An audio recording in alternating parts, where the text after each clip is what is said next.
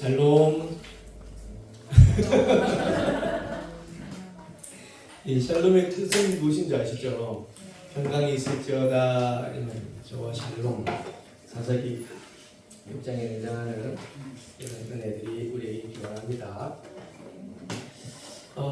오늘 함께 보실 하나님 말씀은 요한복음 4장 3절에서 9절까지 말씀인데요.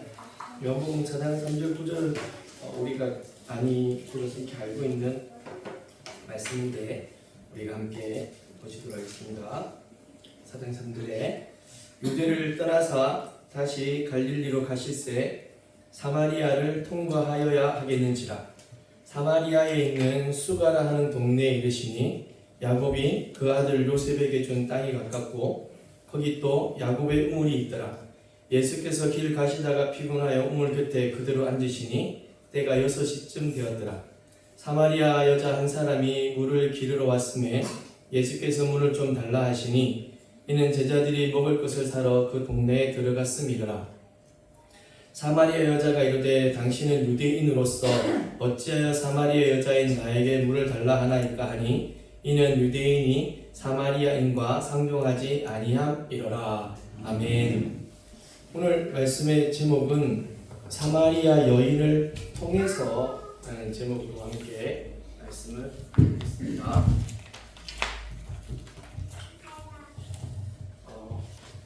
사마리아 여인의 이야기를 할 때는 꼭 이제 이 사마리아와 그 유대의 관계에 대해서 먼저 우리가 좀 알아줘야 이제 조금 우리가 이 말씀을 이해하기가 더 유익하다 여겨져서요.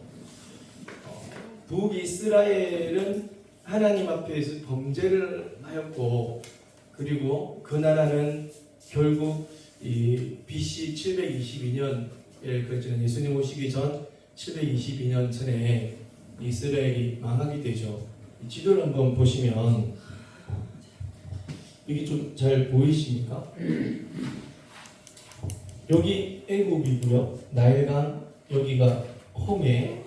그래서 홍해를 원래는 이제 애굽에서 나와서 이렇게 지나가면 금방이잖아요. 근데 이게 지나가지 않고 여기서 돌이켜서 홍해를 건너서 왔다 갔다 38년간 갔다가 여기에서 이제 이스라엘로 들어가게 되어지거든요. 나와서 갔다가 돌이켜서 여기서 왔다 갔다 하다가 여기에서 이게 모압 평지가 되고 모압 평지에서 이스라엘을 내다보다가 이 위에 있는 요단강에서 건너가게 되어지는 건데 여기 이 네모가 이제 그 이스라엘 땅이 되고 그 위쪽에 아람과 저기 아수르 그리고 바벨론 이런 지역들이 있어지게 되고 이렇게 되어지는데 이 이스라엘이 이렇게 반으로 되어 있다가 한 요만큼 위쪽 지역이 북이스라엘 남쪽 유다인데 이 나라가 위쪽에 많이 몰려 있다 보니까 저기 아수르라든지 바빌론이라든지가 계속 이렇게 내려오고 공격하는 그런 경향이 많아지게 되어집니다. 결국은 저기 아수르 저 니느웨 수도 저곳에서 북이스라엘에게 내려와서 이스라엘이 이제 잠식당하고 그리고 이 아수르가 펼쳐진 이 일이 민족 말살 같은 피를 섞어서 없애는 그러니까 아수르 있는 사람들을 저기 이스라엘에 갖다 두고 이스라엘 있는 사람들을 다 아수르로 잡아가고 그래서 북이스라엘이 피가 섞여져 가지고 그러니까 단일 혈통이 아니라 여러 가지 피가 섞여진 혈통이 되어진 거죠. 그래서 단일 혈통, 유대 혈통을 잃어버렸다라는 그런 이야기를 합니다. 그러면서 남유다 사람들은 우리랑 같은 피가 아니다. 너희는 아수르 나라와 피를 했기 때문에 옛날부터 내려오던 이런 정통이 사라졌다. 그렇게 해서 북이스라엘을 향하여서 이제 온갖 소리, 잡다한 소리. 그런데 더 웃긴 것은 나중에 이 바벨론이라는 제국이 막 아수르랑 싸움을 해가지고 전쟁을 일으켜가지고 이 나라를 잡아먹는 게 아니라 자연스레 다른 나라가 아수르를 자연스레 이렇게 덮쳐지는 그런 식으로 가서 이 바벨론이 아수르를 이렇게 삼키거든요. 그러면서 이 바벨론이 아수르 했던 그것보다 더 빡세게 더 힘세게 그리고 더 악랄하게 남유다를 향해서 이렇게 쳐들어옵니다. 그때 이야기했던 것이 이제 하박국 선지자 이 스님이 이야기하는 거, 그 외양간에 숫소가 없고 뭐 이런 거 있잖아요. 그 뭐죠 가사가? 그 찬양 있잖아요. 모릅니까? 무화과 나무 잎이 마르고 보도 열매가 없으며 감람나무 열매 거치고 외양간 송아지 없게끔 했던 나라예요. 그러니까 좀 외양간에 송아지는 좀 남겨놓고 가야 되는데 바빌론은 그런 것까지도 없게 한 나라. 그 나라가 바빌론. 그러니까 너무 악랄했던 그 나라가 이스라엘을 쳤어요. 남유다를. 그러면서 불렀던 했던 찬양의 노래가 좀 전에 여러분들이 했던 그런 노래거든요. 그러면 주님들도 남유다도 사실 바벨론에 포로되어 잡혀갔잖아요. 오늘 다니엘 보았던처럼. 그럼 자기들은 그런데 이때 어떻게 하나님께서 어떻게 역사하셨냐면 바벨론에서 포로되어 잡혀갔던 그 사람들이 살 수 있는 동네를 만들어주셨어요. 그래서 그 동네에 잡혀갔다가 몇 년 만에 다시 돌아왔죠. 1번 70년, 2번 70년, 3번 70년, 몇 년? 70년. 오케이. 70년 만에 들어옵니다. 그러니까 거기에서 한 곳에 딱 남겨놨다가 그대로 데리고 오신 거예요. 그러니까 피가 안 섞였어. 지네들도 분명히 잡혀갔다 와놓고서는 지네는 그런 일이 없다고 남쪽에 있는 유다들이 북쪽에 있는 이스라엘 이렇게 뭐라 한 거예요. 사실 이 도찐 개찐 따지고 보면 그런데도 불구하고 막 뭐라고 한 거지. 그래서 이스라엘 남쪽 유다 사람은 북이쪽 이스라엘 사람들하고 상종을 안 하려고 했던 그런 모습입니다. 그런데 이제 이스라엘의 지도를 다시 한번 다음 페이지 한번 보여주시면, 다음 페이지, 이게 이제 아까 말씀드렸던 이스라엘이 네모, 그 다음에 여기가 블레셋, 맨날 이스라엘 쳤던 그 나라, 그 위쪽으로 하는 여기가 갈릴리 호수에 있는 이 모습이고, 그 다음에 여기가 예루살렘, 사마리아, 갈릴리, 성경에 가장 많이 등장하는 그쪽인데, 이 예루살렘에서 북쪽으로 가려면은 여기 사마리아를 지나가는 게 가장 편합니다. 그런데 이제 사람들은, 유다 사람들은 북쪽에 있는 이 이스라엘을 자기 혈통으로 생각하지 않고 거기를 완전히 그냥 똥 취급하니까 이쪽으로 들어가지 않는 거라. 그래서 어떻게 가냐면 예루살렘에서 여리고를 지나서 요단강을 건너가가지고 이렇게 뺑 둘러서 갈릴리로 가는 거예요. 근데 예수님이 어디에서 이제 가장 많이 활동을 하셨냐면 저기 있는 갈릴리에서 활동을 되게 많이 하신 거예요. 이 갈릴리, 요단, 호수, 베세다, 가버나움 이곳에서 이제 많은 활동을 하시고 나사렛 사람이라 칭하는 이런 이야기 들으면 그러니까 유대에서 활동을 하시고 다시 갈릴리로 가시는데 예수님께서는 보통 사람이 하는 것 같이 이렇게 뺑 둘러서 안 가시고 그냥 다이렉트로 유대에서 사마리아를 거쳐서 갈릴리로 이렇게 가시는 거예요. 그러면은 이 수가라는 성은 어디냐면 이 그림신산이 있는 이곳, 세김 있는 이곳에 수가라는 동네가 있는 것이죠. 그러니까 예수님이 여기로 그냥 바로 지나간 거라. 이 바로 지나가는 것은 보통 유대인들이 행하는 것과는 조금은 달랐던 그런 모습으로 예수님께서 이렇게 갈릴리로 가는, 오늘 예수님께서 이 갈릴리로 가셔야 되는데 유다를 떠나서 다시 갈릴리로 가실 때 3절에 4절 사마리아를 통과하여야 하겠는지라 라고 하는 거죠. 보통 이 부분을 굳이 쓰신 이유가 예수님께서 이런 일들을 이제 보통 간섭과 맞지 않는 이런 발걸음들을 하고 계시는 거고, 그러면서 그 사마리아 쪽 수가, 그러니까 아까 그림신산이라 적혀있던 그 그림신산에 있는 이 수가라는 동네로 들어가셔서 정오쯤에 밤 이제 낮 12시쯤이죠. 거기서 피곤하여서 야곱의 우물가에 이렇게 앉으셨습니다. 6절에 보시면 피곤하여 우물 곁에 그대로 앉으셨다. 그러니까 예수님의 사역이 계속 이제 걷는 것이었거든요. 계속 왔다 갔다 왔다 갔다. 그러니까 예루살렘을 왔다가 갈릴리로 갔다가 예루살렘을 다시 오고 이 3년의 공생의 기간을 계속 하다가 마지막에 이제 예루살렘으로 가는 그 발걸음들이 이제 요한복음 19장이나 마태복음의 이제 뒤쪽 부분에 같이 등장을 하게 되어지는데, 이때 누구를 만나게 되냐면 물을 기르러 오는 한 여인을 이때 만나게 되어집니다. 7절에 보시면은 사마리아 여자 한 사람이 물을 기르러 왔음에, 그러니까 사마리아 여인에게 예수님께서 말을 걸기 시작합니다. 7절에 예수께서 물을 좀 달라 하시니, 아까 말씀드렸듯이 유대 사람은 사마리아 사람들, 북쪽에 있는 사람들하고 상종을 하지 않고, 특별히 랍비 정도 된다, 그리고 어떤 관직까지 있다, 저 그렇게 율법대로 관습대로 살았던 분들이다. 전혀 이런 일이 없었어요. 그래서 그 여인이 놀라서 묻는 이야기가 이것입니다. 당신은 보아하니 유대인 같은데 어찌하여서 이 사마리아 여자인 나에게 말을 걸고 물을 달라고 하십니까? 라는 얘기가 그렇게 해서 나와진 거죠. 이 사실 물 기르러 온 여인에게 가장 큰 문제라는 것은 그의 삶에 있어서, 그리고 그의 심령에 있어서 무엇이 없었냐면 평안이라는 것이 없었던 그 여인이었습니다. 예수님과 함께 있었던 그 여인은 가정에서 참된 평안을 얻지 못했고, 그리고 동네에서 제대로 된 대접을 받지 못했던 사람이 이 사마리아 여인이죠. 대접은 고사하고 온갖 손가락질을 고스란히 입었던 사람. 그런데 예수님께서는 이후에 우리가 보시게 되겠지만 이 여인에게 있어가지고 대화들을 우리가 익히 아시는데, 그 대화의 중점은 무엇이냐면 이 여인의 아픔을 숨기는 것이 아니고요, 그 여인의 아픔들을 다 들춰내는 거예요. 그 여인이 가지고 있는 형편을 그대로 예수님이 하나하나 찝어가지고 그대로 밖으로 표출하게 만드는 거예요.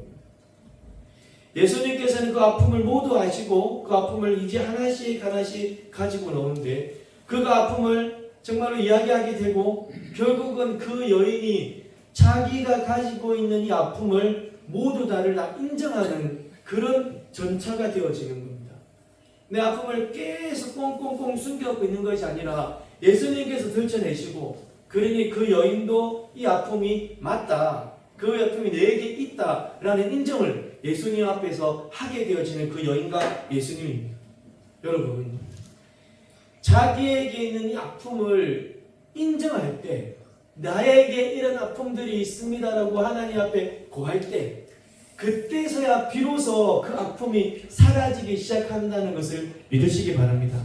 그것을 계속 꽁꽁꽁 숨겨놓고 가장 기적 깊은 곳까지 딱 감춰놓고 이것을 드러내면 내가 힘들어질까봐, 이것을 끄집어내면 내가 아플까봐, 이것을 끄집어내면 내가 충동될까봐 누르고 안 없어지는 겁니다. 안 없어져. 이거를 사람들에게 끄집어내지는 못하더라도 우리 하나님 앞에 나의 가장 기적 깊은 곳에 숨겨져 있는 내 아픔들, 내 고통들, 남들에게 말하지 못하였던 그런 것까지 다 들춰내서 아버지께 드릴 때, 그때 아픔을 인정하고 하나님께 말씀드릴 때, 그때 하나님의 역사는 우리에게 시작되어져서 우리의 아픔이 남들에게 말하지 못하는 그것도 하나님께서 치유해 주시리라 믿습니다. 물론 하나님이 모르시진 않아요. 저희가 계속 말씀드리는 것은 모든 아픔을 아시는 예수님께서라는 것을 계속 말씀드리거든요. 모든 아픔을 아시는 예수님께서 그 여인의 아픔을 들춰내는 거예요. 그리고 그 여인은 그것을 인정하게 되어지고, 그러면서 주의 능력을 믿고 주께서 나의 모든 아픔을 사하여 주시고 해결해 주실 것이라는 소망과 믿음을 드리는 것이죠. 오늘 찬양 인도자가 불렀던 찬양 중에 주를 찾는 모든 자들이라는 찬양이 있었어요. 여기 보면은 나의 도움 나를 건지시는 이시고 지체 말고 내게 임하소서. 그 다음 구절이 뭐냐면 가난하고 궁핍한 내 마음 가운데.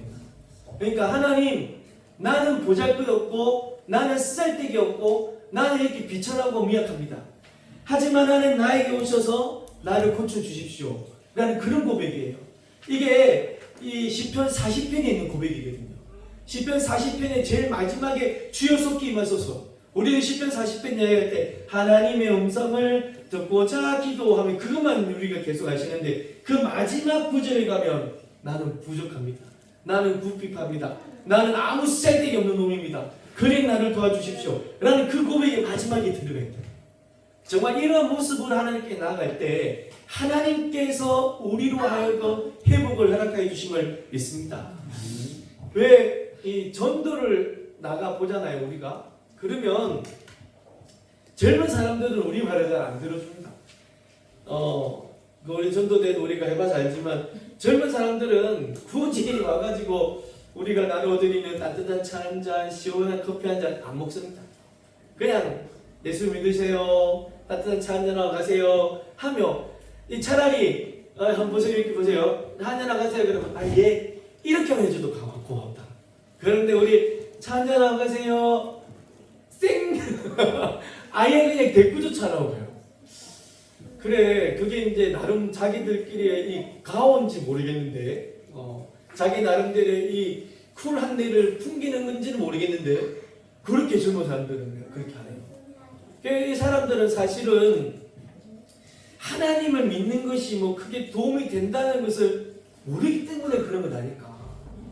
왜냐하면 이분들은 이 나름 이 어려움이라는 것에 대해서 우리 기존의 기성세대들이 느꼈던 것들보다는 조금은 다른 크기로 이것을 받아들이거든요.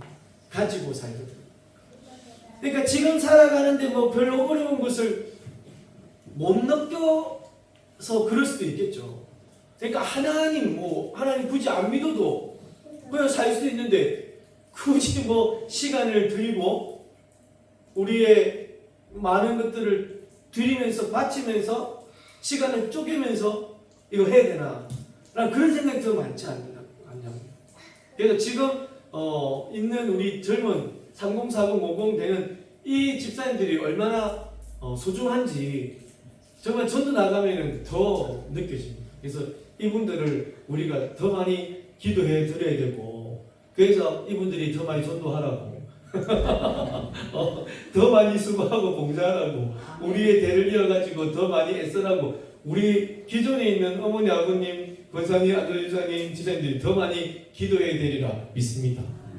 기도 많이 받고 그냥 먹고 땡 하지 말고 먹은 만큼 얻은 만큼 더 많이 수고하시는 우리 3040, 50 되시기를 간절히 소망합니다. 여하튼 그렇게 되어줘요. 그 사람들이 또 학생들도 그런 것 같아요. 학생들, 청년들도. 우리 학생 때는 우리를까지 하면 제가 올해 52, 이제 50세 때인데 여러분하고 좀 한 10년 정도 갭이 있겠지만, 그래도 우리 학생 때는 못 먹고 했던 것이 있지 않았습니까? 우리 밥 못 먹어가지고 물 마시고 그랬잖아요. 안 했습니까? 밥 잘 먹고 계셨습니까? 아니, 학비 못 내가지고 맨날 혼나고 그랬잖아요. 없어? 그런 거 없어요? 아니 이제 30, 40 말고 저 세대부터 좀 위쪽에 계신 분들 학비 못 내가지고 선생님한테 혼나고 안 그랬습니까? 그랬죠. 저는 학비가 10,000원이었는데, 완전 딴 세계 이야기 같은데, 제가 87년도에 중학교 1학년이었거든요.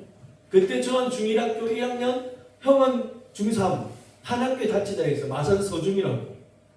마산서중에 이제 우리 때 한참 깡패들이 많았다고 이랬는데, 거기를 다녔는데 형이랑 저랑 같이 다니니까 반값 살 수가 있는 거예요, 우리는.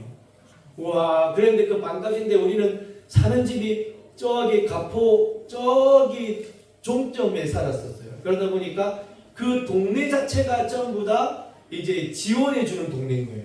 그래서 저는 이제 병원에 가면은 병원비 없이 다녔었어요.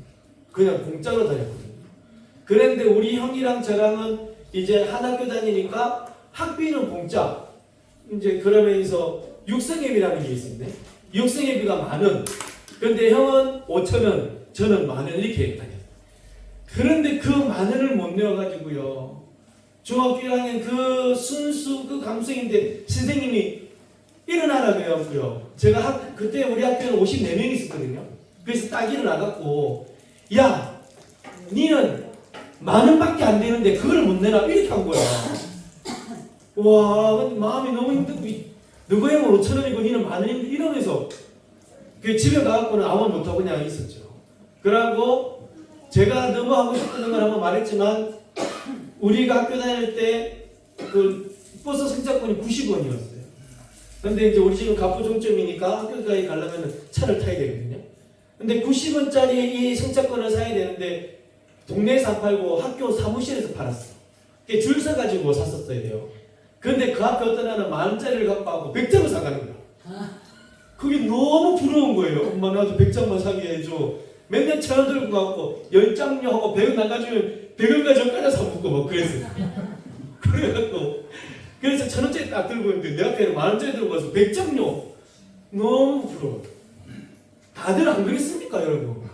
다들 그렇게 살았다 아닙니까? 그죠? 그런데 요즘 아이들은 이런 것을 잘 모르는 거지. 학교에서 가도 막 다준이 학비도 공짜고 다 공짜고 전부 다 이렇게 풍족하게 살다 보니까 이런 어려움들에 대한 생각들이 조금은 줄어든 것 같고, 또 어렵다 하면 알아서 엄마 아빠들이 쫙쫙 챙겨주니까, 알아서 이렇게 다 마련해 주니까 그 어려움에 대해서, 그 어렵다고 기도하는 것에 대해서 조금은 덜합니다. 그리고 우리 엄마 아빠들이 제일 하는 게 내가 어렵게 살아봤어, 내가 힘들게 살아봐서 우리 아들내미 딸내미는 힘들지 않게 살아야지, 우리 아들내미 딸내미는 힘 안 들게 해줘야지라는 생각이 너무 많아서, 저 역시도 그렇고, 그러다 보니까 이 아들내미는 조금만 힘들어하고 딸내미는 힘들어하면 어떻게 하지 뭐 어이구 하면서 먼저 해보는, 그러니까 이놈들이 이런 기도하는 것에 대해서 조금은 덜하는 그런 경향들이 참 많은 것이 요즘 세대인 듯합니다. 젊은 사람들이 다 그렇고 학생들도 그래요. 근데 정말 우리가 하나님 앞에 갔을 때, 또 아이들도 그렇고, 이 아이들이 무엇이 부족해요 라고 말하면 우리 엄마 아빠들이 알고 그에 대하여 부족함을 채워주는 일들을 많이 하는 것처럼 하나님도 그렇거든요. 그러니까 하나님 앞에 가가지고 아무것도 말 안 하고 있는 것이 아니라, 하나님 나의 아픔이 이렇고 나의 부족함이 이렇습니다라고 내 부족함을 인정하고 하나님께 구하게 되면 하나님께서 그것을 들으시고 회복하여 주신 은혜를 허락하여 주심을 믿습니다. 오늘 이 여인은 유대인의 시간으로 6시, 우리 시간으로는 12시, 그 해가 중천에 있는 그때에 물을 기르러 옵니다. 그때는 사람을 피해서, 이 유대인, 이 이스라엘은 중동 지역이라서 해가 엄청 뜨겁잖아요. 그러니까 그 뜨거운 날씨에 사람들이 오지 않는 그 시간에 피해서 이 마음을 가봅니다. 그러면서 자기와 함께 사는 남편이 6번째 남편, 이 자기가 6번째 남편과 사는 것을 동네 사람들이 모두 다가 아는 거예요. 그러면서 온갖 손가락질과 이런 얘기를 하죠. 당시의 여자는, 이스라엘 근동 지역에 살 때 당시의 여자는 마음대로 이혼할 수도 없었어요. 그리고 마음대로 결혼할 수도 없는 그런 지경이었거든요. 그런데 이 여성에 대한 관습으로 해서 여러 가지 의견들이 있어요. 첫 번째, 이 여인이 엄청나게 예쁘고 엄청나게 매력적이었을 것이다. 왜? 이 한 사람과 이혼하게 되면 또 다른 사람이 딱 기다렸다가 얼른 체갈 만큼 이뻤지 않았을까? 그러니까 6번이나 결혼을 하지. 그러니까 5번, 6번 할 만큼 미모도 뛰어나고 매력도 있었다. 남자들이 서로 데려가려고 했던 것 아닌가? 라는 첫 번째 의견과, 그리고 두 번째 의견은 여자가 정말 볼품이 없었을 것이다. 이 사람을 해도, 그러니까 뭘 해도 싫으면 남자가 이혼 정서를 주고 내보내면 여인은 그 집에서 떠나야 되니까. 그러니까 이 남자가 얼마나 싫으면 금방 했다가 또 쫓아내고, 그래도 불쌍해서 데리고 살만했는데 아니다 또 쫓아내고, 얼마나 이 여자가 볼품이 없었으면 이런 모습이었을까? 라는 이런 두 가지 의견이 있어요. 근데 오늘 성경을 통해서 보면은 사람들을 피해서 그곳에 왔다라는 그 이야기를 들으면 어떻게 보면 이 여인은 두 번째 쪽에 속하지 않을까.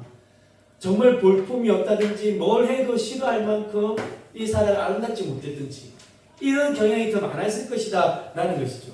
근데 그랬던 여인이 이제 예수님을 딱 만나는 겁니다. 사람들을 피하고 자기가 너무 안 좋게 이렇게 생긴 것이라 볼품이 없다는 것을 다 아니까 사람들을 피해서 딱 왔는데 그곳에 우물가에 피곤해 앉아 계신 예수님을 딱 만나게 되어진 거죠. 그곳에서 무엇보다도 그가 가장 불편했던 심령, 가장 아팠던 그 심령이 그곳에 계신 예수님을 만나게 됨으로 그의 심령이 회복되어지는 것을 보게 됩니다. 주께서 주신 은혜임을 이 여인은 알게 되어졌고 믿게 되어졌어요. 그래서 사람들을 피해서 12시에 물도로 온 여인이 예수님을 만나고 자기의 모든 치부를 예수님이 다 드러내고 자기도 그것을 인정하고 예수님께서 그 마음의 평안을 딱 주시니까 그때 이 여인이 동네로 뛰어들어가는 거예요. 사람을 피해서 왔던 사람이 있는 곳으로 들어가는 거죠. 그의 심령이 부끄럽고 그의 심령이 낭망하고 그의 심령이 아팠던 그 심령이 회복되어져서 그 사람들 속으로 들어가서 내가 예수를 만났다. 나의 구원자를 만났다. 나와 같이 와서 보자. 와서 보라. 와보라. 라는 이야기들을 하게 되어지고 이 여인이 그 심령이 회복되어지고 그 치유가 시작이 되어진 그 모습도 속에서 예수 그리스도를 메시아라 선포하고 오직 예수 그리스도를 믿으라고 함께 전하는 그런 사람으로 바뀌어집니다. 진실로 사랑하는 성도 여러분, 우리의 약함을 인정하는 그때요, 우리의 부족함을 인정하는 그때 우리 하나님께서 역사하기 시작함을 믿습니다. 우리가 하나님 앞에 나아가서 우리가 부족합니다, 우리가 연약합니다, 하나님 도와주십시오 라고 할 때 하나님께서는 주의 강하심으로 우리를 치유해 주심을 믿습니다.